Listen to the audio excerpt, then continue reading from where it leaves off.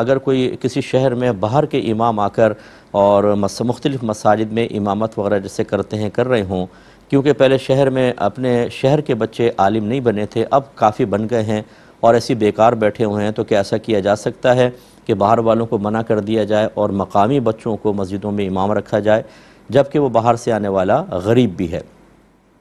دیکھیں، مسئلہ یہ ہوتا ہے کہ امامت کا جو صحیح حقدار ہے اور لوگوں کو صحیح دین سکھا رہا ہے، اچھی ان کی اصلاح کر رہا ہے، ایسے کو امام بنانا چاہیے، چاہے وہ باہر کا ہو چاہے مقامی ہو۔ امامت کوئی